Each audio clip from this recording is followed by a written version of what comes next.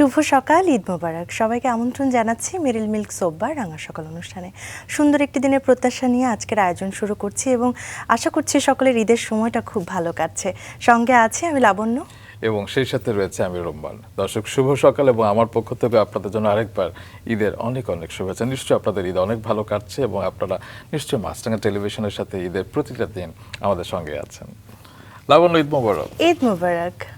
কি ব্যাপার রুম্মান, আজকে স্টুডিওতে কেমন যেন একটু আলো বেশি দেখাচ্ছে, তাই না?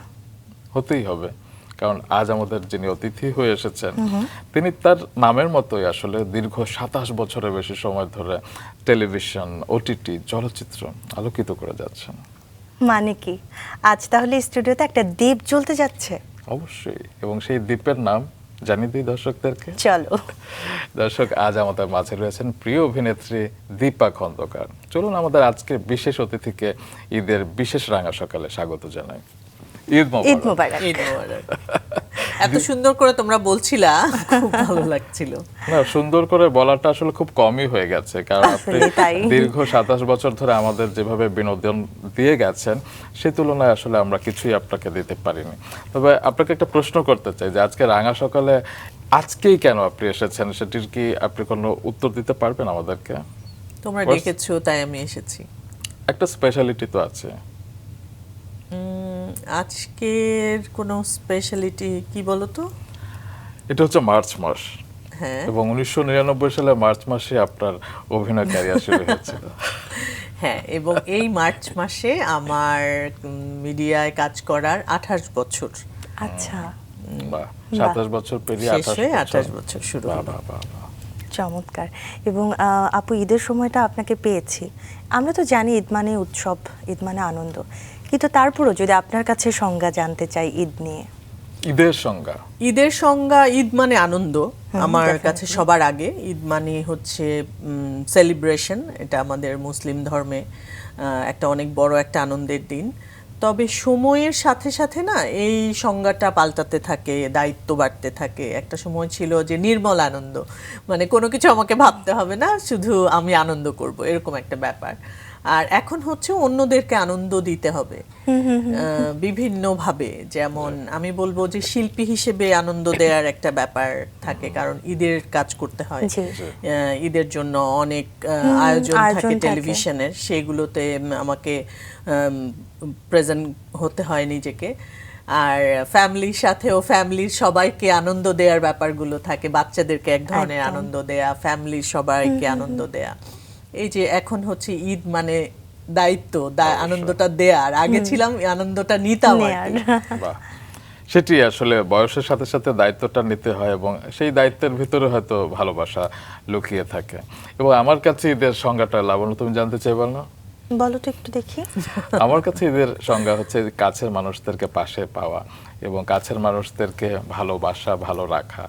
এবং আপনি সেরকম একজন কাছের মানুষ, যিনি হয়তো প্রতিদিন আমার সামনে থাকেন না, কিন্তু আপনার ফেসবুক আমি রেগুলার ফলো করি, আপনার অনেক কোট আমি নিজের ভেতরে অ্যাপ্লাই করি।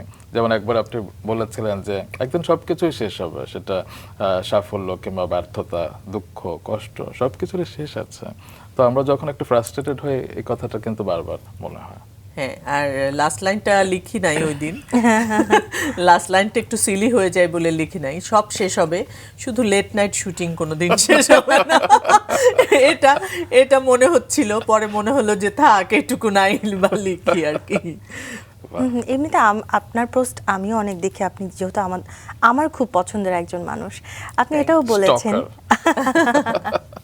যতটুকু আল্লাহ আপনার জন্য রেখেছেন সেটুকুই আপনার, এবং সেটার এক বিন্দু বেশিও হবে না, কমও হবে না। এটা আমি একদম মনে প্রাণে বিশ্বাস করি যে অনেক সময় হয় কি, দেখা যায় যে যেহেতু আমরা দুজনই মিডিয়া সেক্টরে কাজ করি, তো দুজনের ডিলিংটা দুই রকম ভাবে হয়। ও যখন ওর কাজ নিয়ে ওর মতো করে ডিল করে, আমি আমার কাজ নিয়ে আমার মতো ডিল করি।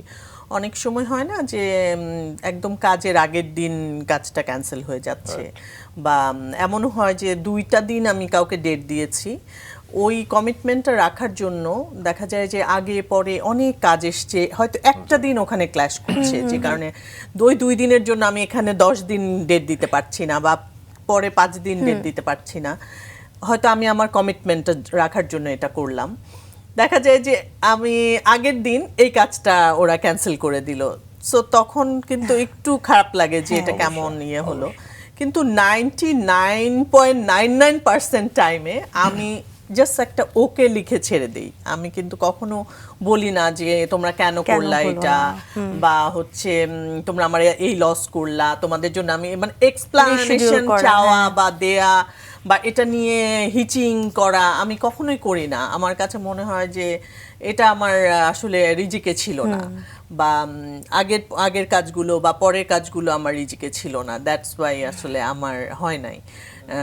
যদি আমার থাকতো তাহলে নিশ্চয়ই কোনো না কোনো ভাবে আমার হতো। পুরো হয়তো- ফাতেমা ফুপুর মতো আর কি। একেবারে আমি সেটাই বলতে চাচ্ছি, আপনি হয়তো এই জন্য এত পছন্দের, খুব সাবলীল, খুব যেটা একদম। আপনি সেটাই। এবং এই ইতিবাচক মনোভাবের কারণেই আপনার সহকর্মীরা, পরিচালকরা সবাই আপনাকে পছন্দ করেন। এবং বিশেষ করে আমি যেটা খেয়াল করি যে সামাজিক মাধ্যমে তো অহরহ অনেক বুলিং হয়, অনেক সাইবার বুলিং এর শিকার হয়, কিন্তু আপনাকে কখনো কেউ নেগেটিভ কমেন্ট করেছে আমি দেখিনি। একদমই না, সেটা একদমই হয় না। তবে ওই যে বললে যে পছন্দ সবাই করে না, সবাই পছন্দ করে না।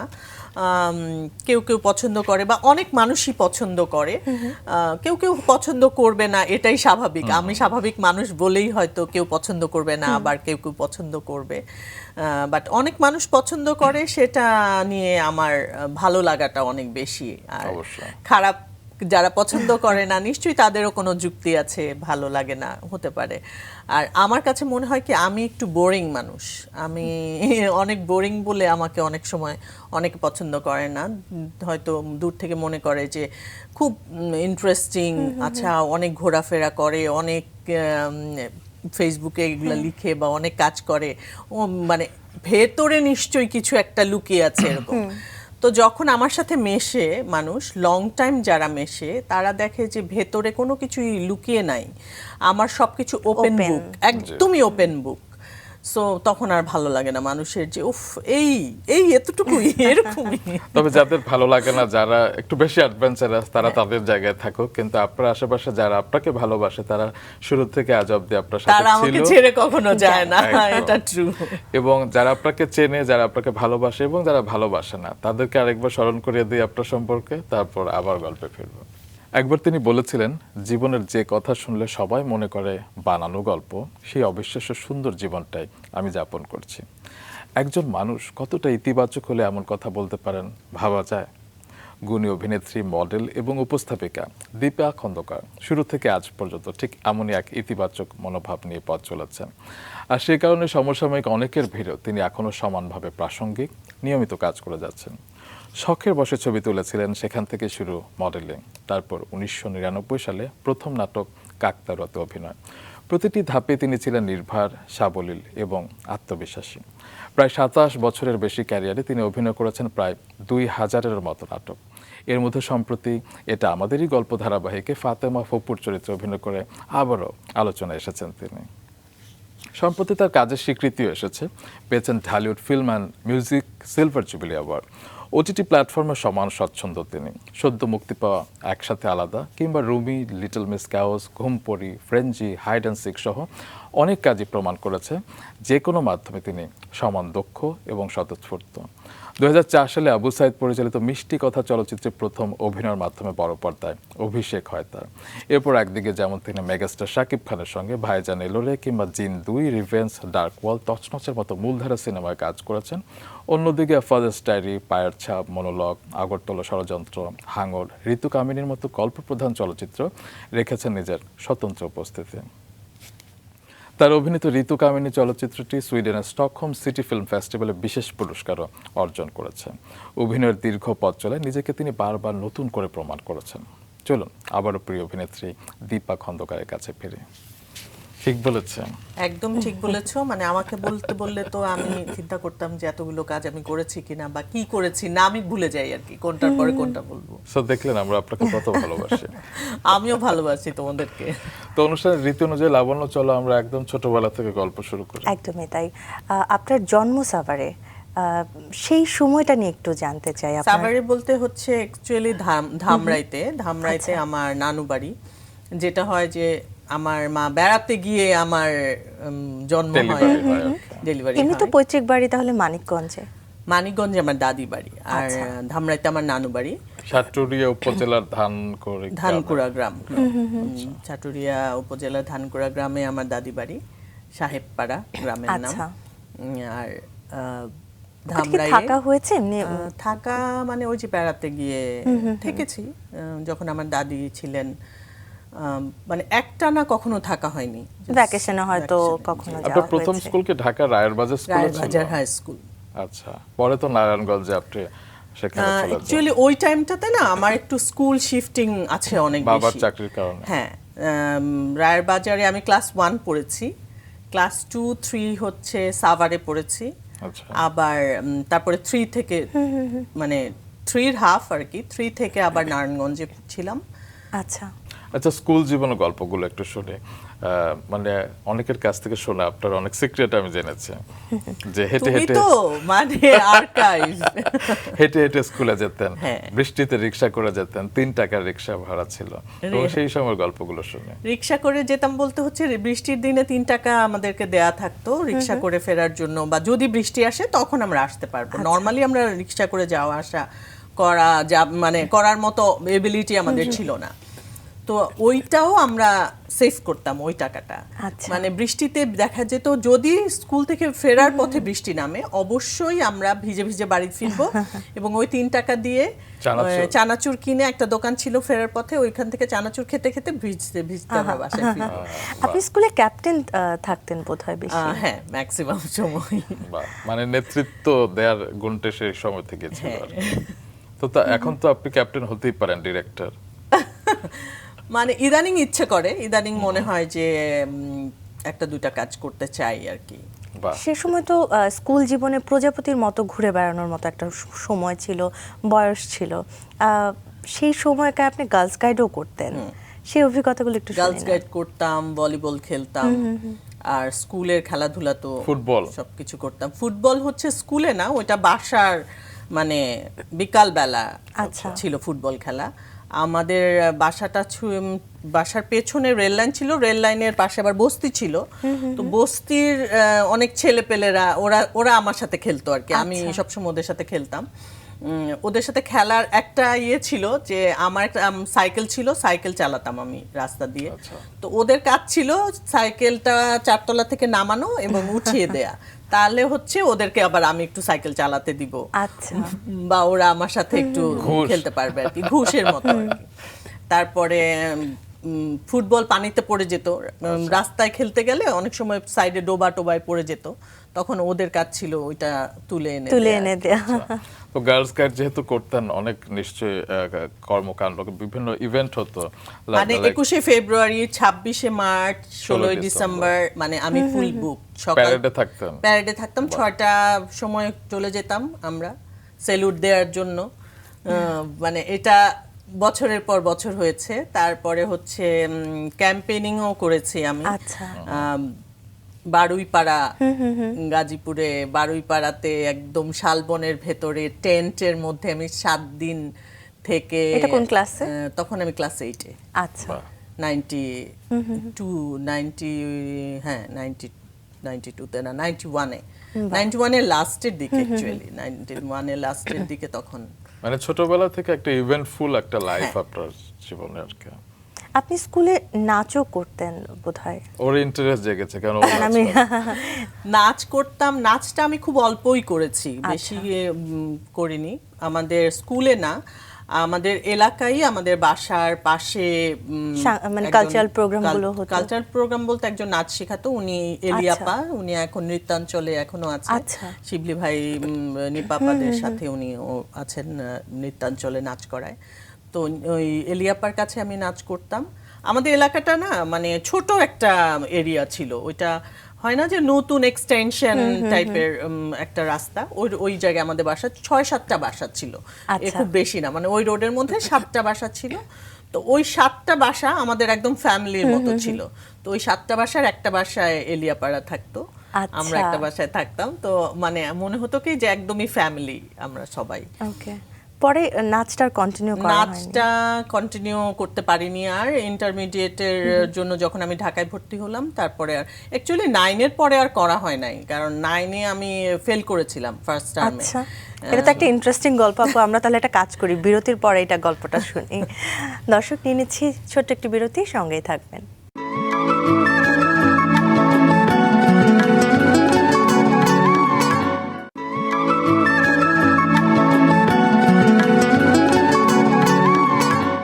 দর্শক, বিরতির পর আরো একবার আমন্ত্রণ ঈদের বিশেষ রাঙা সকালে। আমাদের সাথে আজ প্রথম ঘন্টা আছেন প্রিয় অভিনেত্রী দীপা খন্দকার। চলুন তার কাছে আবার ফিরে। Failure is the pillar of success, failure কথা বলছিলেন। হ্যাঁ, ক্লাস 9-এ ফার্স্ট টার্মে ম্যাথসে ফেল করেছিলাম, 22 পেয়েছিলেন? 22 পেয়েছিলাম। তো তারপরে মানে বাসায় এত বকা, আমার বড় খালা বেসিক্যালি আমাদের গার্জিয়ান ছিল। আচ্ছা। তো উনি করতো কি, আমরা 3 বোন বলতে হচ্ছে আমি, আমার বোন আর আমার খালাতো বোন, যে বড় খালা তার একটা মেয়ে। তো ওই আমরা 3 জন লাইন দিয়ে আমাদের দাঁড়াতে হতো, এবং যে একজন রেজাল্ট খারাপ করলে 3 জনকে বকা খেতে হতো। এবং বকা কিছু আমার কানে কোনোদিনও ঢুকতো না, কারণ হচ্ছে কি বলছে না বলছে ব্যাপার না, কিন্তু ঘন্টার পর ঘন্টা ধরে যে বকা দিচ্ছে, পা যে ব্যথা করতো, এটা আমার একটা পানিশমেন্ট ছিল যে উফ, এত পা ব্যথা করছে, মানে কখন এই বকার সেশন শেষ হবে। তো ওই পা ব্যথার চোটে মনে হলো যে না, দূর আর বকা খাওয়া যাবে না। তারপরে পড়া শুরু করলাম আর কি। পরের টার্মে দেখা গেল যে আমি হাইয়েস্ট মার্ক পেলাম। ওয়াও। তো আমি তার আগে কিন্তু খুব ভালো স্টুডেন্ট যে ছিলাম এরকম না। আমার নরমালি আমাদের তো আসলে মেরিট অনুযায়ী রোল হতো, তো সেই হিসেবে আমার 17, 18, 20, 22 এরকম রোল থাকতো। ক্লাস 9-এর পরে আর কি, মানে ওই ফার্স্ট টার্মের পর থেকে সেকেন্ড টার্মে আমি থার্ড হলাম। ওয়াও। ফাইনালে আমি সেকেন্ড টার্মে বোধহয় আমি ফার্স্ট হলাম, তারপরে ফাইনালে বোধহয় আমি থার্ড হলাম। মানে ক্লাস 10-এ আমার রোল ছিল 3। আচ্ছা। তারপরে ক্লাস 10-এর যা ফার্স্ট টার্ম, সেকেন্ড টার্ম বা টেস্ট পরীক্ষা, এগুলোতে সবসময় এরকম ফার্স্ট বা সেকেন্ড বা থার্ড এরকমের মধ্যে থাকতাম আর কি। সবসময় আপনি একটা নিয়মতান্ত্রিক জীবন যাপন করে গেছেন, যেটা আমি খেয়াল করেছি সবসময়। এবং ছোটবেলা থেকে দেখা যেত, আমি শুনেছি যে আপনি মসজিদে আরবি পড়তে যেতেন ভোর 6টার সময়, তারপরে আবার এসে হয়তো স্কুলে যেতেন, এসে খাওয়া দাওয়া করে আবার খেলতে যেতেন, খেলতে থেকে তারপরে খেলা থেকে এসে তারপর আবার পড়তে বসে যেতেন। মানে সেই রুটিনটা কিন্তু এখনো আছে। আপনি আপনার সন্তানদের ক্ষেত্রেও কিন্তু সেরকম, কিংবা আমি চাই সেরকম সন্তানদের ক্ষেত্রে, ওরা তো মানে না। এখন বাচ্চারা একদমই ডিসিপ্লিন হতে চায় না। মানে আমার লাইফে এটা একটা পানিশমেন্ট আমার মনে হয়, যে আমার বাসায় একমাত্র আমি ডিসিপ্লিন লাইফ লিড করি, বাকি কেউ ডিসিপ্লিন লাইফ লিড করে না, এবং সবার কাছে এটা পানিশমেন্ট ডিসিপ্লিন হওয়াটা। আপনার বড় খালার আপনার জীবনে একটা ভূমিকা আছে, তাই না? একটা বলতে পুরোটাই আমার কাছে মনে হয়, কারণ হচ্ছে আমি অনেক বেশি ওনার দ্বারা বায়াসড আমার কাছে মনে হয়। আর ওনার ভাষ্য হচ্ছে যে আমি ওনার মতো, ওনার কপি। উনি সেটাই বলে। এখন উনি আমার কাছেই থাকেন, আমার বাসার পাশেই একদম, মানে আমাদের সারাউন্ডিংসেই উনি থাকেন আর কি। বাহ। আপনার বড় বোন আপনার থেকে 2 বছরের বড়? 2 বছর, হ্যাঁ 2 বছর। ওনাকে কি ফলো করতেন, বা ওনার সাথে বন্ডিংটা কেমন ছিল? ছোটবেলায় তো বন্ডিং খুব খারাপ ছিল, কারণ হচ্ছে ছোট বোনদের যেটা থাকে যে বড় বোনরা যা করে ছোট বোনদের তাই করতে ইচ্ছা করে, এবং ও যেখানে যাবে আমার যেতে হবে, আমি যেতে চাইবো, ওর কাপড় চোপড় সব আমার পরতে ইচ্ছে করে। কিন্তু ও হচ্ছে আমাকে কোনোদিন নিবে না, কোথায় যাবে ও আমাকে নিবে না, বা কি কথা বলছে কি গল্প করছে সেটা আমি শুনতে পারবো না। বড়দের সাথে গল্প করলে আমাকে ওখান থেকে চলে যেতে হবে, ওর কাপড় চোপড়কে অন্য কিছু ও শেয়ার করবে না, এরকম একটা ব্যাপার ছিল। এখন টোটালি ডিফারেন্ট সিনারিও। এখন হচ্ছে সব জায়গায় পৃথিবীর যেখানেই যাবে বলবে চল চল চল চল যাই, ও তোকে দাওয়াত দিয়েছে, এ তোকে দাওয়াত দিয়েছে, মানে ওর ফ্রেন্ড সার্কেল, ওর কলিগ, সব জায়গায় আমাকে যেতে হবে, এরকম একটা ব্যাপার আর কি। এবং আমি শুনেছি ক্লাস 6 পর্যন্ত আপনি খুব চুপচাপ শান্তশিষ্ট ছিলেন, তারপরে একটু চঞ্চলতা আপনার। ক্লাস 7 থেকে আমি একদমই ডানা মেলেছেন আর কি। মানে স্কুলে আমার মনে হয় যে ওপেন হওয়া শুরু করেছি, আমি এনজয় করা শুরু করেছি। বাহ। তো সে সময় তো আপনি এসএসসি এইচএসসি দুটোই সায়েন্সে পড়তেন আর কি, এবং সেই কারণে বাবা মাও চেয়েছিলেন আপনি ডাক্তার হন, হলেন না। তো তারা কি আফসোস করেছেন? আফসোস তো করেছেই। আমি অ্যাকচুয়ালি পরীক্ষাও দেই নাই, কারণ হচ্ছে ইন্টারমিডিয়েটটা আসলে আমার জন্য একটু টাফ টাইম, আমার লাইফের খুবই বাজে টাইম। আমি বলবো যে অনেক কষ্ট করে আমি ইন্টারমিডিয়েটের সময়টা আমার পার করতে হয়েছে, এসএসসিটা আমি যথেষ্ট ভালো রেজাল্ট আমার ছিল। তারপর যখন লালমাটিয়াতে ইন্টারমিডিয়েটে পাশ করলাম তখন আমি বলবো যে একটু খারাপ সময়ই ছিল আমাদের, যেহেতু ফিনান্সিয়াল ঝামেলা ছিল, আম্মা একা জব করতো। তখন কি আপনি হোস্টেলে থাকতেন? আমি হোস্টেলে থাকতাম। সায়েন্সে তো অনেক টিচার দিয়ে পড়তে হয়, একা পড়া সম্ভব হয় না। তো একসাথে আসলে 3-4টা সাবজেক্ট মানে আমার physics, chemistry, biology, math, plus হচ্ছে আমি সাইকোলজি পড়তাম। ওকে। সো আমার আসলে এতগুলো সাবজেক্ট টিচার দিয়ে পড়ার মতো ক্ষমতা আমাদের ছিল না। প্লাস কলেজের বেতন, হোস্টেলের খরচ, সবকিছু মিলে, আবার আমার বোন আমার ইমিডিয়েট বড়, ওর খরচ একদমই সম্ভব ছিল না। তা আমি করতাম কি, একটা একটা করে সাবজেক্ট পড়তাম, মানে 3 মাস 2 মাস এরকম করে ফিজিক্স পড়তাম 2 মাস, তারপরে কেমিস্ট্রি পড়েছি 2 মাস, বায়োলজি পড়তাম। বায়োলজি তো আবার আলাদা আলাদা করে, বোটানিয়ান, জিওলজি দুইটা আলাদা করে পড়তে হয়। তো এইভাবে করে পড়তে গিয়ে মানে আমার আসলে ইন্টারমিডিয়েটের রেজাল্টটা খুব ভালো হয়নি। তারপরেও কিন্তু আমার মেডিকেলে পরীক্ষা দেওয়ার মতো মার্ক ছিল। কিন্তু তার আগে, রেজাল্টের আগে আমি যেহেতু একটু মিডিয়া ইনভলভ হয়ে গেছিলাম, তখন আমার মনে হয়েছে যে না। তো একটু বাবা মাকে নিয়ে শুনি। বাবা প্রয়াত খন্দকার সুলতান উদ্দিন, আমার জানা মতে 7-8 বছর যখন আপনার ছিল তখনই তিনি মারা গেছেন। আচ্ছা। এবং মা জুথিকা আক্তার, এবং তার সাথে আপনার বেশ একটা কি বলবো, টম এন্ড জেরি বলবো কিনা আমি জানি না, হ্যাঁ, মানে আপনাকে অনেক মারতেন আর কি, সেটা হচ্ছে কি সুখের মার আর কি, এবং অনেক সময় দেখা যেত ডাল ঘুটনি। না, সেটা খুব সুখের মার না। আসলে আমার কাছে যেটা মনে হয় কি, আমার মা তো আসলে অনেক অল্প বয়সে, যেহেতু তাকে স্ট্রাগলিং একটা লাইফে চলে আসতে হয়েছে। আমার বাবা চলে যাওয়ার পর থেকে তো আমার মাকে আমাদের সবকিছু করতে হয়েছে। তার আগে তো উনি জব করতেন না।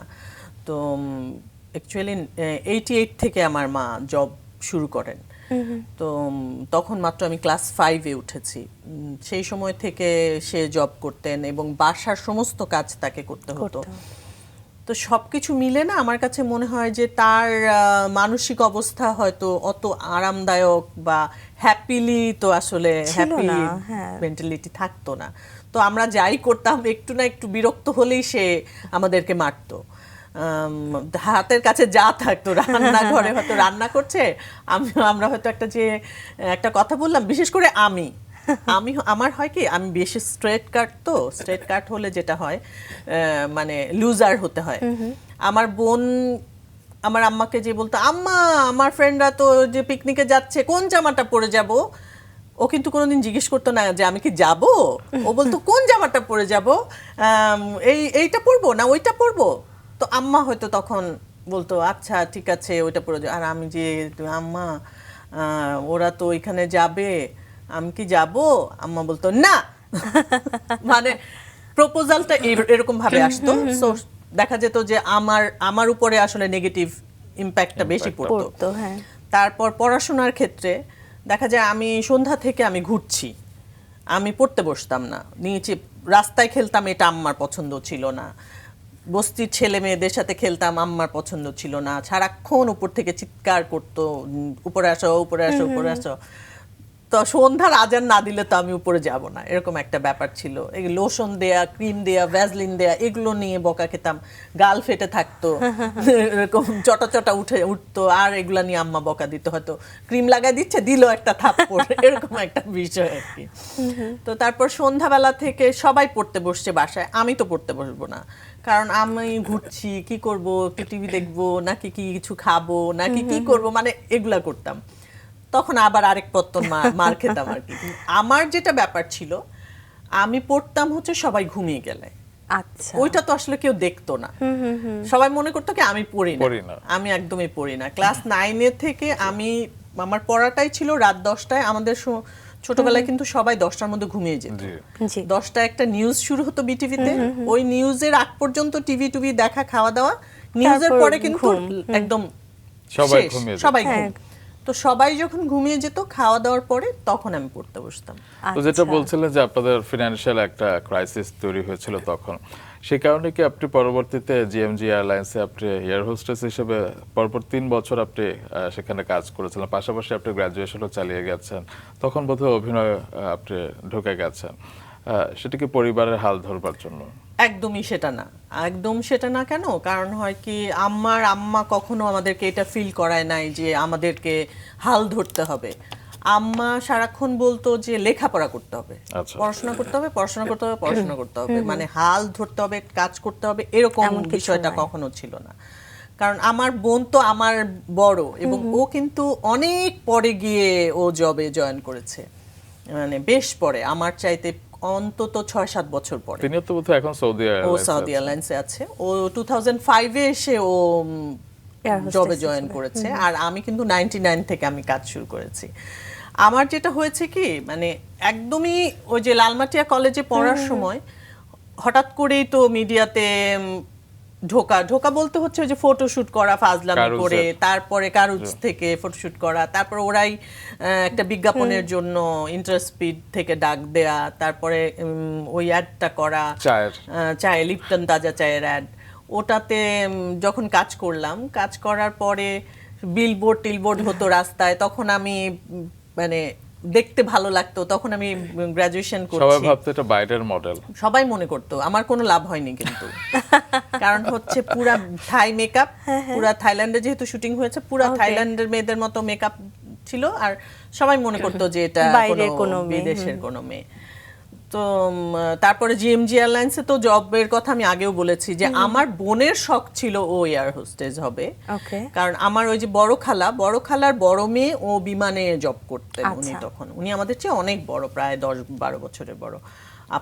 আপুনিকে আমরা আসলে বাসায় পাইনি, আমরা যখন ছোট, আপনি তখন লালমাটিয়া কলেজে পড়ে হোস্টেলে, তারপরে উনি বাংলাদেশ বিমানে কাজ করে। তো আপনি যখন ছুটিতে আসতো বা আমরা যখন আপুনির বাসায় যেতাম, আপনি ওই যে সুন্দর করে শাড়ি পরে পরে যেত, গাড়ি আসতো অফিস থেকে, এরকম মোটা উঁচু হিল পরে যেত, খুব সুন্দর লাগতো দেখতে। তো আমাকে যত না অ্যাট্রাক্ট করতো, আমার বোনকে অনেক বেশি আচ্ছা। অ্যাট্রাক্ট করেছে। আমার বোনেরই কিন্তু এগুলো সব করার কথা, মিডিয়ায় কাজ করার কথা, এয়ার হোস্টেস হওয়ার কথা, কারণ ওর অ্যাট্রাকশন ছিল অনেক বেশি। বেশি। আচ্ছা। রূপনগর একটা নাটক ছিল, জি, খালেদ খান বিপাশাপা, তৌকির তৌকির ভাই, ভাইয়া। বিপাশাপা কি কাপড় পরেছে সব কিছু আমার বোন বানিয়ে বানিয়ে ওগুলো পরতো ও। আচ্ছা। আমার কিন্তু এগুলাতে কোনো ইন্টারেস্ট ছিল না।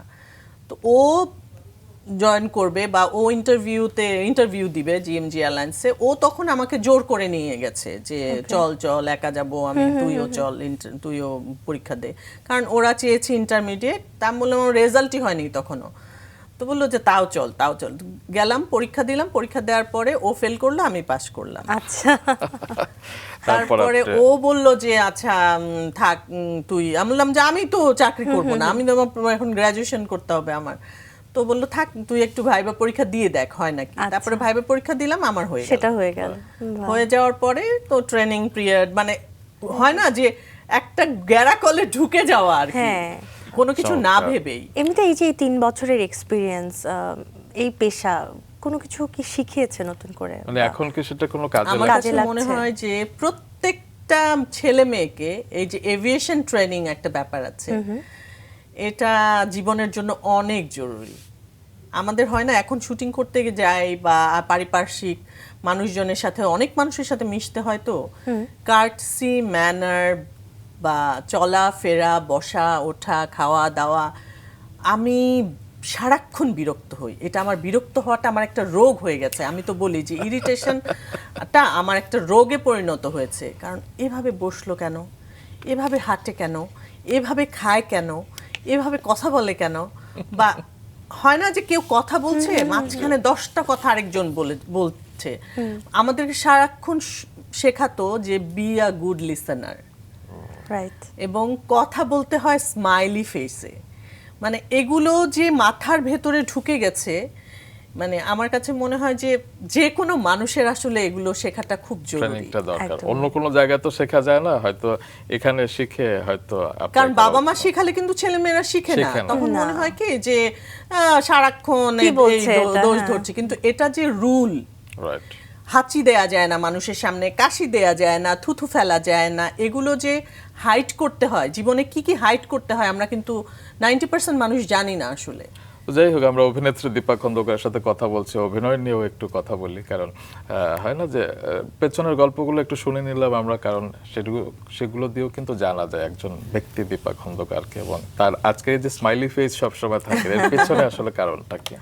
তো আরেকটা কথা বলি মাঝখানে, ওই যে বলছিলাম যে আমাদের যে নারায়ণগঞ্জে আমরা যেখানে থাকতাম, আমাদের ওই এরিয়ায় 7টা বাড়ি ছিল, তার মধ্যে ফার্স্ট বাড়িটা তো এলিনা আপাদের ছিল, সেকেন্ড বাড়িতে ছিল একটা ভাইয়া, দিদার ভাই হচ্ছে এখন নিউরো সার্জন, এখন আমাদের সাথে যোগাযোগ আছে। ওই দিদার ভাইয়ের আব্বা সবসময় বলতো যে ওনার ছেলে মেয়েদেরকে বলতো, দীপাকে কেউ কখনো হাসি ছাড়া দেখেছো? মানে যদি কোনোদিন দেখো তাহলে আমাকে বলবা যে হ্যাঁ ও হাসে নাই, তার মানে ওর কিছু একটা হয়েছে। মানে আঙ্কেল সবসময় এটা বলতো যে আমি নাকি সবসময় মানে হেসে হেসে কথা বলি বা দেখা হলেই হাসি আর কি। তো সেটা আমারও সবসময় মনে হয়েছে। তবে প্রথম নাটকে কিন্তু যে আপনি যে সাফল্য পেয়েছিলেন কাকতারুয়া 1999 সালে, আজও কিন্তু সেই নাটকটার কথা অনেকে মনে রেখেছে। এবং আমি যদি ভুল না করে থাকি, নাটকটা তো মার্চ মাসে শুটিং হয়েছিল এবং জুন মাসে প্রচার হয়েছিল, এবং তারপর যে বাকি 6 মাস ছিল তখন তো মাত্র 2টা চ্যানেল ছিল খুব সম্ভবত, বিটিভি এবং এটিএন বাংলা। তো সেই সময় আপনার 25 থেকে 30টা নাটক প্রচার হয়েছিল, যেটা একটা বিশাল ব্যাপার। এবং আপনার প্রথম নাটক প্রচারের পর আফজাল হোসেন, ইমদাদুল হক মিলন, জাহিদ হাসান, তৌকির আহমেদ সবাই আপনাকে অ্যাপ্রিসিয়েট করেছিলেন। এবং আপনার দ্বিতীয় নাটকের নায়ক ছিলেন আজিজুল হাকিম, তৃতীয় নাটকে ছিলেন জাহিদ হাসান। তো বিশাল একটা সাফল্য, টনি ডায়েস ছিলেন তারপরে। তো সেই সময়কার সাফল্যের গল্পগুলো একটু শুনি। প্রথম নাটক অন এয়ার হওয়ার পরে ওই যে একটু আগে তোমরা বলছিলে যে পরিবারের হাল ধরার জন্য কিনা বা টাকা উপার্জনের জন্য কিনা কাজ করছিলাম, কোনো কিছুই না। আমি আসলে জানতামই না যে এখান থেকে টাকা পাওয়া যায় বা এখানে আমি মানে এটা কোনো প্রফেশন হতে পারে, এটা আমি জানি না আসলে। তখন লিপটন তাজা চায়ের পরে যখন নাকি কাকতারুয়ার জন্য আমাকে বলা হয়, তখন কিন্তু আমরা তো ছোট, নারায়ণগঞ্জের মানুষ কিন্তু অনেক কালচারাল মাইন্ডেড। নারায়ণগঞ্জের প্রতিটি ঘরের প্রতিটি ছেলে মেয়ে, বিশেষ করে মেয়েরা গান শিখবে, নাচ শিখবে, কবিতা আবৃত্তি করবে, এবং ফ্যামিলি থেকে এক ধরনের পুশ করে সব সময় স্টেজে দাঁড়ানোর ব্যাপারটা। তো আমাদেরও এরকম ছিল। আমরা খুব ছোটবেলায় নারায়ণগঞ্জে পৌর পাঠাগারে আমাদের যাওয়া আসা অনেক বেশি ছিল। উপস্থাপনা করতাম। আমার আম্মা যেহেতু জব করতো, আমাদের অফিসের যে কোনো প্রোগ্রাম মানেই হচ্ছে কিন্তু আমরা হয় নাচতাম, উপস্থাপনা করতাম, গান গাইতাম, পারি না পারি, এটা হচ্ছে নারায়ণগঞ্জের কালচারটা। মানে আমি এখন বলতে পারবো না, বাট আমাদের সময় এটা এরকম ছিল। তো ওরকমই স্টেজ পারফরমেন্সের মতো বা একটা অনুষ্ঠানে নাচার মতো একটা জায়গায় কাজ করা, মানে গান গাওয়ার মতোই আমার কাছে ছিল এই যে নাটকে অফার এসছে নাটকটা করা। এটা কিন্তু ওই রকম মানে একটা বাচ্চারা স্কুলে হয় না যে অ্যাটেন্ড করে, আমি মনে হতো যে আমি টেলিভিশনে অ্যাটেন্ড করলাম আর কি, এরকম একটা ব্যাপার ছিল। তো তারপরে এটা যখন অন এয়ার হওয়ার পরে প্রথম 5 পর্ব আমরা একসাথে শুট করেছিলাম। 5 পর্ব অন এয়ার হওয়ার পরে এরপর এই গল্পটা আমি আগেও বলেছি। আমি যখন দেখলাম প্রথম পর্ব, আমার কাছে এত লজ্জা লাগলো যে এত জঘন্য অভিনয়, ও মাই গড, এত বিশ্রী। মানে আমি কেন সেজেছি, আমি কিভাবে হাঁটছি, এটা তো কোনো গ্রামের মেয়ে এরকম সাজেও না, হাঁটেও না, এরকম কাপড় চোপড় পরে না, আমি কেন এরকম করেছি। আমার খুব বাজে লাগলো। আমি ডিরেক্টরকে ফোন করে বললাম যে শেষ, আমি আর এসব করব না, কারণ হচ্ছে কিচ্ছু হয় নাই, ফালতু, মানে জঘন্য, এটা কেউ দেখবে। তখন উনি আমাকে বলল যে এই যে আপনি বুঝতে পারছেন আপনার নিজের দোষ, কেউ কিন্তু নিজের দোষ বুঝে না, আপনি যে বুঝতে পেরেছেন যে এটা কিছু হয় নাই বা পচা হয়েছে, ভালো হয় নাই, ক্যারেক্টারের সাথে কি করতে হবে, ক্যারেক্টারের সাথে আপনি মানে ক্যারেক্টারটা আপনি হতে পারেননি, তার মানে হচ্ছে আপনি চাইলে আপনার হবে। যেটা আমি আপনার ক্যারিয়ার গ্রাফ দেখে বুঝেছি, কিংবা আপনার পার্সোনালিটি দেখে, যে কিছুক্ষণ আগে আপনি বলছিলেন না যে আপনি 22 পেয়েছিলেন, ফেল করেছিলেন, এবং পরের বারে আপনি হাইয়েস্ট পেয়েছেন। তো এই ক্ষেত্রেও সেটা হয়েছে যে কাকতারুয়া নাটকে আপনি বুঝেছেন যে আপনাকে অত ভালো লাগছে না, কিংবা অনেকেও বলতো যে এরকম ফেয়ার স্কিন, সে কিভাবে গ্রামের চরিত্র করবে। পরবর্তীতে কিন্তু আপনার কাছে অনেক গ্রামের চরিত্র এসেছিল এবং আপনি সফলভাবে সেগুলোতে অভিনয় করেছিলেন। তো failure is the pillar of success. মানে আসলে চেষ্টাটা থাকতে হয়। আমাকে তারপর শাহিদ ভাই যখন বলল যে আপনি গ্রামের একটা মেয়েকে ফলো করেন, ও কিরকম কাপড় পরে, ও কিভাবে হাঁটে, কথা বলে, তাহলে আপনি আমার মনে হয় ঠিক মতো করতে পারবেন। তো ওইটাই করলাম। তো এটা একটা চেষ্টা ছিল আমার। তারপরে তো চেষ্টার ফল তো দেখলাম, আমি আসলে ওই বছরই 20-25টা নাটক করলাম এবং সব আমাদের সিনিয়র আর্টিস্ট যারা ছিলেন তারা সবাই অ্যাপ্রিসিয়েট করলো এবং সবাই ডাকছিল, ডিরেক্টরদেরকে বলছিল জাহিদ ভাইরা যে ওকে নেন ওনাদের অপোজিটে। এই যে ঘোরের মধ্যে আমার আসলে জড়িয়ে যাওয়া, আচ্ছা। মানে কোথাও কিন্তু ওইখানে নাই যে আমি টাকা কয় টাকা পাচ্ছি বাকি, বা আর আমি বুঝিও নাই, আমার তখন হচ্ছে 19-20 বছর বয়স, আমি কিন্তু বুঝিও নাই। আর আমার আগে আমার ফ্যামিলিতে 14 জেনারেশনের কেউ কোনোদিন মিডিয়াতে মিডিয়ায় কাজ করে নাই। সো অ্যাডভাইস নেয়া, ভালো মন্দ, ভালো স্ক্রিপ্ট খারাপ স্ক্রিপ্ট, বা না ভালো নাটক খারাপ নাটক, আমি কোনো কিছুই জানতাম না, কোনো কিছুই বুঝিনি। আমার কাছে মনে হতো যে জাহিদ ভাই করছে তার মানে তো ভালো নাটক, হাকিম ভাই এখানে অভিনয় করবে তার মানে তো অবশ্যই ভালো এরকম জায়গা নাটক। থেকে আপু তাহলে বলতে পারি আপনার ওই সময়টা একটু স্ট্রাগল করতে হয়েছে কম, কারণ আপনাকে এমনি সবাই অনেক অ্যাপ্রিশিয়েট হ্যাঁ, করছিল। কারণ হচ্ছে কি সবার কাছে মনে হচ্ছে আচ্ছা মেয়েটা তো সুইট, ওকে নেন এরকম, মানে আমার কাছে মনে হয়েছে যে অভিনয় ভালো খারাপ নিশ্চয়ই তবে এরকম যতটুকু কিছু ছিল শুনেছি না। আপনি খুব দ্রুত সংলাপ মনে রাখতে পারেন, একবার পড়লে আপনার হ্যাঁ, মনে থাকে। এখনো আলহামদুলিল্লাহ এখনো ওইটা পারি আর কি। বাহ। তো একটা সময় ছিল না যে আপনি টানা 30 দিন কাজ করছেন এবং সেটা বোধহয় 10-12 বছর এরকম ছিল। তারপরে হচ্ছে কি একটা সময় আপনি 12 থেকে 15 দিন কাজ করেছেন। তো কিভাবে আপনি যে সমন্বয়গুলো করেন, মানে এর মাঝে তো আপনি বিয়েও করেছেন, মাতৃত্বের স্বাদও নিয়েছেন, সমন্বয়গুলো কিভাবে করেন? আমার কাছে মনে হয় কি লাইফটা না আসলে রেসিং টাইপের, বিশেষ করে মেয়েদের জীবনটা আমি বলবো যে মেয়েদেরকে তো সব করতে হয়, সময়ের সাথে করতে হয়, মানে সময়ের সাথে যে দৌড়াতে হয় এইটা আসলে যারা করতে পারে, আমি সাকসেস বলবো না, চাওয়াটাও আসলে ডিফারেন্ট হতে পারে। যে আমি চেয়েছি এই লাইফটা, আমি যখন ছোট ছিলাম আমার কিন্তু সবসময় আমার মাথায় ছিল আমি বিয়ে করব, আমার ফ্যামিলি হবে, আমার বাচ্চারা থাকবে, ইভেন আমার 2টা বাচ্চা থাকবে, আমার একটা ছেলে থাকবে একটা মেয়ে থাকবে, এরকম আমি ভাবতাম। তারপরে আমি সবসময় ভাবতাম যে আমি জয়েন্ট ফ্যামিলিতে থাকবো, শ্বশুর শাশুড়ি নিয়ে থাকবো, সেটাও শুরুতে ছিল, শ্বশুর শাশুড়ি দেবর ননদ এরকম থাকবে আমার। তো আলটিমেটলি আমার মনে হয় যে বাই হার্ট মানুষ যেরকম চায় তার লাইফটা সেরকমই হয়। মানে আমি কিন্তু কখনো চাইনি যে আমার কোটি কোটি টাকা হবে, আমি মার্সিডিজ নিয়ে ঘুরবো, এটা আমার স্বপ্ন কোনোদিনও ছিল না। এখন অবশ্য মনে করি যে থাকলে খারাপ হতো না। তো তখন কোনোদিন যেহেতু এটা ভাবিনি, তো এটা আমার লাইফ হয় নাই, যেরকম আমি চেয়েছি সেরকমই আমার লাইফ হয়েছে। 22-23 বছর থেকে বাসা থেকে মাথা থেকে মিডিয়া থেকে, মানে সোশ্যাল প্রেশার, বিয়ে বিয়ে বিয়ে বিয়ে করতে হবে, বিয়ে করতে হবে, বিয়ে করতে হবে, তখন আমারও মনে হয়েছে যে আচ্ছা বিয়ে করতে হবে। তারপরে তো বিয়ে করা, তারপরে বাচ্চা হওয়া, 30-র আগে নাকি মেয়েদের বাচ্চা নিতে হয়, এরকম একটা মাথার মধ্যে ছিল। 30-র আগে আমি আমার ফার্স্ট বেবি নিয়েছি, 35-এর মধ্যে বেবি নেওয়া কমপ্লিট করতে হবে, সেটাও করেছি। একটা সাধারণ জীবন যেভাবে চলে আপনি সেভাবেই চিন্তা করেছেন, একদম। তবে আপনি সেই সাধারণ মানুষ, সেই সাবলীলভাবে সবসময় থাকেন। আমাদের প্রিয় মানুষটাকে আমরা আরও জানতে চাই, তবে আরেকটি বিরতি নিয়ে নেই। দর্শক, নিয়ে নিচ্ছে আরেকটি বিরতি, আমাদের সঙ্গেই থাকবেন।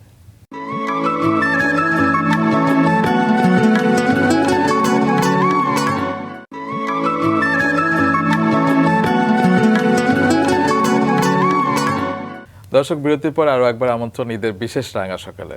আমরা আছি প্রিয় অভিনেত্রী দীপা খন্দকারের সাথে। চলো তার কাছে আবার ফিরি।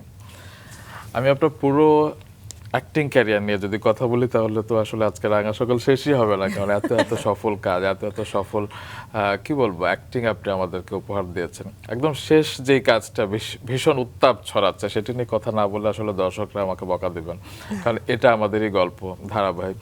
এটা এমন এক সিরিয়াল যাচ্ছে যে প্রত্যেক পর্ব মিলিয়ন মিলিয়ন ভিউ হচ্ছে এবং সব মিলিয়ে সামাজিক মাধ্যমে 3.4 বিলিয়নের বেশি ভিউ হচ্ছে। আপনি কেমন রেসপন্স পাচ্ছেন ফাতেমা ফুপু? হিউজ। আমি বলবো যে এ জীবনে যত রেসপন্স পেয়েছি সেটা হচ্ছে আমি দীপা খন্দকার হয়ে উঠেছি, এরকম হয় না যে আস্তে আস্তে মানুষ আমাকে চিনেছে, নামটা পরিচিত হয়েছে, আচ্ছা আপনি অভিনয় করেন না, আপনি দীপা খন্দকার, এরকম রেসপন্স পেয়েছি। বাট এই কাজটা একদম ক্যারেক্টারটার জন্য আসলে রেসপন্স পাওয়া, যে আপনার হয় না যে রিক্সা দিয়ে যাচ্ছে, আমি তো হ্যাঁ। খুবই সিম্পল লাইফ লিড করি, রিক্সা দিয়ে গাউসিয়া যাই বা বাজারে যাই, পাশের রিক্সা থেকে আপা আপনার নাটক দেখছি কালকে, আপনার নাটক দেখছি, এই বা এই ফুপু এই মানে, এবং জড়ায় ধরা আদর করা, মানে আমি বলতে পারবো না, হিউজ হিউজ হিউজ। বাহ। এত ভালোবাসা আসলেই আমি মানে কোনো ইন্ডিভিজুয়াল কোনো ক্যারেক্টারের জন্য এর আগে কখনো পাইনি, এবং এর জন্য পুরোপুরি ক্রেডিট আমি বলবো মোস্তফা কামাল রাজের। অবশ্যই। রাজের এত সুন্দরভাবে প্রেজেন্টেশন এই কাজটা, এবং মানুষ খুব পছন্দ করছে পুরো কাজটাই, এবং তার চেয়ে বেশি আমাকে অনেক অনেক পছন্দ করছে। আমরা চাই একদমই আপনার তাই। মতো এরকম যারা অভিনয়ের পারদর্শী, মানে হয় না যে আপনার একটা মিড লাইফ একটা জায়গায় আছেন, সবাইকে এভাবে নির্মাতারা ব্যবহার করুন, কারণ আমাদের চরিত্রগুলো শুধু নায়ক নায়িকা কেন্দ্রিক হয়ে না থাকুক। সেটাই, আপনাদের কারণ মতো- আমরা মাঝখানে কিন্তু শুনছিলাম যে ভিউ ছাড়া আর্টিস্টদের ডিমান্ড থাকে না, বা এরকম একটা ব্যাপার ছিল। তো এই নাটকে অনেক ভিউ ওয়ালা আর্টিস্ট জি, আছে, জি। বা আরো অনেক অনেক নাটক হয় ভিউজ যাদের অনেক বেশি তাদেরকে নিয়ে, তো সেই তুলনায় আমার কোনো ভিউ নাই, কিন্তু মানুষ আমাকে অনেক পছন্দ করছে। দেখা যায় যে 1000টা কমেন্ট থাকলে 800 কমেন্টে মানুষ ফাতেমা ফুপু বলছে নিয়ে যে থাকে। ফুপুকে পছন্দ, হ্যাঁ। ফুপুকে পছন্দ। আপনি কিন্তু একটা ভুল কথা বলেছেন যে আপনার ভিউ নাই, ইউটিউবে ভিউ নাই, কিন্তু আপনার মানুষের হৃদয়ে কিন্তু একটা জায়গা হৃদয়ের আছে। ভিউটা এখন দেখতে পাচ্ছি আর কি। তো আপনার গুণের একটা কথা কিন্তু আপনি বলে ফেলেছেন নিজ মুখে, যেটা আমি জানি যে আপনি খুব সহজ সাধারণ জীবন যাপন করেন, এবং রিক্সা দিয়ে চলাফেরা, কিংবা দেখা গেল নিউ মার্কেটে গিয়ে কেনাকাটা করেন, এবং কখনো আমি মেকআপ দিয়ে যাই না, কখনো বা mask আমি বোরখা পরেন না। পরে মাস্ক পরে আমি নরমালি যাই না। বাহ। এটি কিভাবে সম্ভব? কারণ অনেকে তো বলা যায় না চেহারা দেখাবো না, মানুষের সাথে মিশবো না, আপনি কেন, এটা মানে আমার কথা হচ্ছে আমার তো কোনো সমস্যা হয় না, বা মানুষের ভালোবাসাটা দেখতে আমার ভালো লাগে। মানুষের ভালোবাসার জন্যই যেহেতু আমরা কাজ করি, ভিউ মিডিয়া মানে কি, মানুষ, একদমই তাই। আমরা চাই মানুষ আমাদেরকে ভালোবাসুক, ভালোবাসুক। কাজটা পছন্দ করুক, অ্যাপ্রিসিয়েট করুক।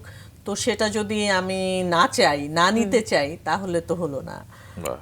তো আমি এবং ওটা আরেকটা নিতে ব্যাপার চাই। আমার ভালো লাগে যে আপনার চাহিদা খুব কম, যেটা আমি সবসময় খেয়াল এই করেছি। জন্য কিছুই পেলাম না জীবনে। কিছুই পেলেন না, এটা তো ঠিক না যে মানে আপনার কম চাহিদা সমস্যা থাকলে কম পায় মানুষ। না, আপনি কিছুই পাননি। যখন 2004 সালে গাড়ির অনেক দাম ছিল, আপনি টয়োটা Sprinter। স্প্রিন্টার কিনেছিলেন, তারপর করলা জি কিনেছিলেন 2006 সালে, এখন বোধহয় প্রিমিয়তে আছে। এখন premium। বাহ।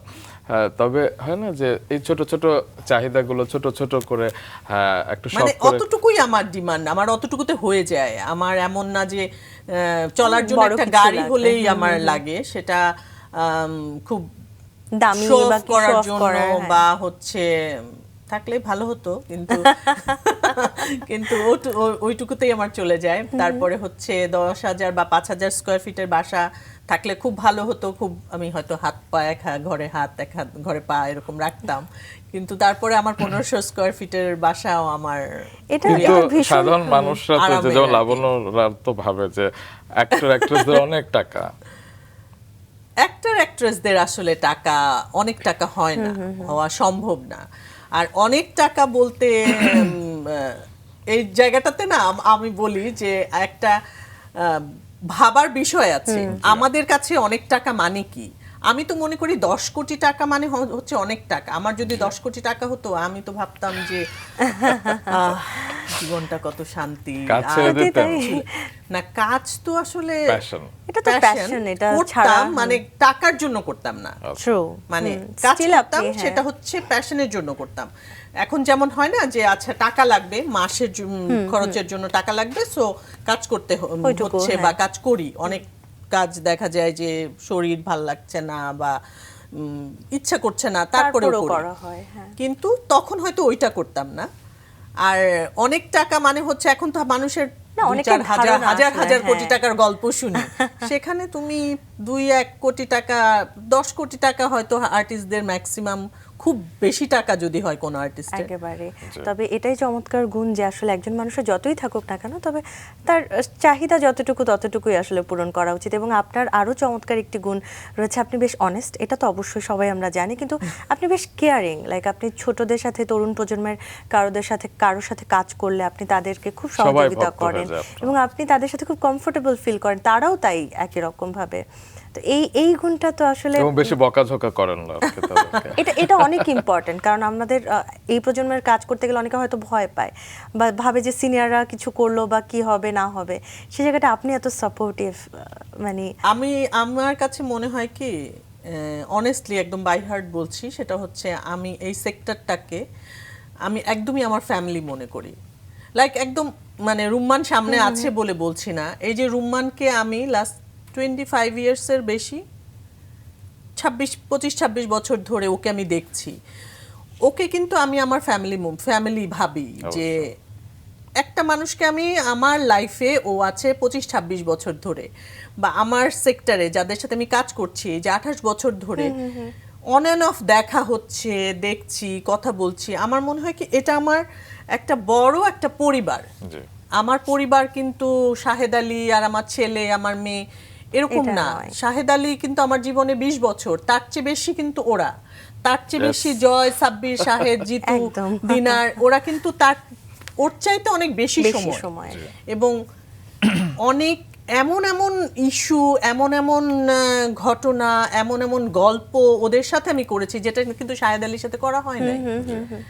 সো মানে এই যে বড় Family, পরিসরটা আমার কাছে মনে হয় যে এরা ফ্যামিলি। ওর একটা শরীর খারাপ হলে কিন্তু আমার খারাপ লাগে, বা এরকম আমার মিডিয়া সেক্টরে একটা মানুষ খারাপ আছে জানলে আমার খারাপ লাগে, কারণ আমি মনে করি যে এটা আমার বৃহত্তর আমার একটা একদমই পরিবার। তাই। আপনি এবং সেই সাথে family-র- আপনি এটাও বিশ্বাস করেন যে আপনার একজনের সাথে হয়তো প্রতিদিন দেখা হলো না, কিন্তু সম্পর্ক একই রকম একই রকম থেকে যায়। তো নতুন মেয়ে ছেলে যারা আসছে তারা যে ভুল করবে বা তারা পারবে না, আমি বকা দিব, আমিও তো ছোট ছিলাম, আমিও তো নতুন ছিলাম। তো আমাকে যদি তখন বড়রা এরকম বকাঝকা করতো, অনেকেই হয়তো করেছেও, এবং ওটা থেকে আমি এই শিক্ষাটা নিয়েছি যে আমার তো তখন খারাপ লেগেছে। আচ্ছা, আমার কিন্তু টাকা পয়সা নিয়ে একটু বেশি আগ্রহ। ওই যে বলছিলেন সেটাই তো এতক্ষণ। দেখছি তোমার। প্রথম সিনেমা আপনি 1 লাখ টাকা পেয়েছিলেন মিষ্টি কথার জন্য। বাহ। তো এই যে সিনেমা করলে নাকি অনেক টাকা পাওয়া যায়, তো আপনি তো 1 ডজনের মতো সিনেমা করে ফেলেছেন। খুব বেশি টাকা তো পাইনি, ম্যাক্সিমাম 2-3 লাখ টাকা মানুষ দিয়েছে পর্যন্ত পার সিনেমায়। আচ্ছা, তো ঈদের সিনেমা আমি দেখি যে আপনার নিয়মিত দেখা আর হয় মাসে এবং খরচই ধরো 2 লাখ টাকা 3 লাখ টাকা হয়ে যায়, তো টাকা কি থাকে? তো দলবল নিয়ে আপনি ঈদের সিনেমা দেখেন, হ্যাঁ। তো এবারও নিশ্চয়ই দেখেছেন এবং দেখবেন। তো একটা বিষয় রেজ করতে চাই, যেটা আপনি গত বছর রেজ করেছিলেন সামাজিক মাধ্যমে। আবু হায়াত মাহমুদ যখন প্রিন্স ছবির ঘোষণা দিলেন, তারপরে ঘোষণা এলো যে একজন ভারতীয় নায়িকা থাকবেন আর কি, তখন আপনি কিন্তু একমাত্র লিখেছিলেন যে যে কেন বাংলাদেশি নায়িকা না থাকবে না কেন? কেন ফিমেল লিডার। কারণ শাকিব খান একজন বড় সুপারস্টার আমাদের দেশে, তার এগেনস্টে যদি আমাদের দেশের একটা আর্টিস্ট কাজ করে, তো আমাদের ওই আর্টিস্টের পজিশনটাও কিন্তু এনরিচ হয়, সে অবশ্যই। কিন্তু তার একটা ভালো পজিশন তৈরি হয়ে যায়। তো এবার ঈদে মুক্তি পাওয়া প্রিন্স ছবিতে আমরা দেখছি যে জ্যোতির্ময় কুণ্ডু আছে ভারতে, পিরান থাকলেও সরকার আছে কিন্তু ভারতে, আমাদের দুইটা মেয়ে বোধহয় একটা আমাদের, মেয়ে আছে তাসনিয়া ফারিন আছে। সাবিলা নূরেরও থাকার কথা সাবিলা ছিল। নূর তো এই ছবিতে নেই আর কি। আচ্ছা। আর দুটো নায়িকা কলকাতার। আবার রাক্ষস ছবিতে আমরা দেখছি নায়িকা কলকাতা, সুস্মিতা চ্যাটার্জি। কি বলবেন? কি বলবো, আমার কাছে মনে হয় যে আমাদের দেশে নায়িকাদেরকে নিয়েই করা উচিত, এবং প্রয়োজনে নতুন মেয়েদের নিয়ে করা উচিত। তাহলে আমরা নতুন নায়িকা পেলাম বা আমাদের আর্টিস্ট বাড়লো। তো আমাদের শাকিব খানের উপর ভর করে অন্য একটা দেশে নায়িকা হিট হয়ে যাবে, তার চেয়ে আমাদের কেন কোনো নায়িকা এই কাজ করবে পজিশনটায় না। আসবে না? আপনি মেগাস্টার শাকিব খানের সাথে ভাইজান এলোরা ছবিতে কাজ করেছিলেন এবং আমার খুব ভালো লেগেছিল আপনাদের কেমিস্ট্রিটা আসলে। তবে সাকিবিয়ানরাও কিন্তু আপনার উপর একটু ক্ষেপে গিয়েছিল এই যে আপনার স্ট্যাটাসের পরে আর কি। আচ্ছা, আমি জানি না কেন। তো কেন খেপে গিয়েছিল আমি জানি না। আমার কাছে মনে হয়েছে যে ওই যে প্রথম দিকেই যে কথাটা বলেছিলাম যে কারো ভালো লাগবে, কারো ভালো লাগবে না, এটা তো চিরন্তন একটা বিষয়। অবশ্যই। তবে শাকিব খানের সাথে আপনার ভবিষ্যতে আরো কাজ হোক সেটাও আমি চাই, এবং আরো ভালো ভালো কাজ করেন সেটাও চাই। তবে শেষ করতে চাই আপনার পরিবার দিয়ে, আপনার সন্তানদের নিয়ে কিছু বলুন, আদ্রিক এবং আরোহী। হ্যাঁ, সন্তান আসলে জীবনের সবচেয়ে কঠিন কাজ হচ্ছে সন্তান পালন বা প্যারেন্টিং। প্যারেন্টিং হচ্ছে রেফারি হতে হয়। রেফারি তো হতেই হয়, সারাক্ষণই আমি রেফারি। আর আমি যেহেতু একটু স্ট্রিক্ট মাদার, আমি বলবো যে একটু বেশি স্ট্রিক্ট। ওই যে আবারও বলছিলাম যে ডিসিপ্লিন, আমি আমার লাইফে ডিসিপ্লিন মেনেছি এবং এখনো আমি ডিসিপ্লিন চলছেন। লাইফ লিড করি। সো এখনকার বাচ্চারা তো আসলে ডিসিপ্লিনটা পছন্দ করে না, আর ডিসিপ্লিন বিষয়টা তো একটু কঠিন। সময় মতো ঘুম থেকে উঠো, সময় মতো ঘুমাতে যাও, বা গোসল করো সময় মতো, খাবার খাও সময় মতো, পড়তে বসো সময় মতো, এই জিনিসগুলো তো আসলে কারোরই ভালো লাগে না। তো আমি আশা করব বাচ্চারা আসলে যেমন আছে তার মধ্য দিয়ে ওরা যদি ওদের লাইফটা গড়তে পারে, এবং ওরা যদি হ্যাপিলি ওদের লাইফটা গড়তে পারে বা হ্যাপি থাকে ওদের লাইফে, যাই করুক না কেন, যে কাজটাই করুক, ও যদি খুশি মনে সেই কাজটা করতে পারে, খুশি থাকে ওর জীবনে, তাহলে আমি সাকসেস আমার কাছে মনে হয়। বাহ, এরকম মা যাদের আছে তারা তো খুশি থাকবেই আর কি। একদমই তাই। আমরা আপনার জন্য, আপনার পরিবারের জন্য অনেক অনেক শুভকামনা জানাই। আপনারা ভালো থাকুন। অনেক অনেক ধন্যবাদ তোমাদের দুজনকে, এবং রাঙা সকালকে অনেক অনেক ধন্যবাদ। দর্শক আপনারা যারা দেখলেন তাদের সবাইকে অনেক অনেক ঈদের শুভেচ্ছা, এবং মাছরাঙাকে অনেক অনেক শুভেচ্ছা।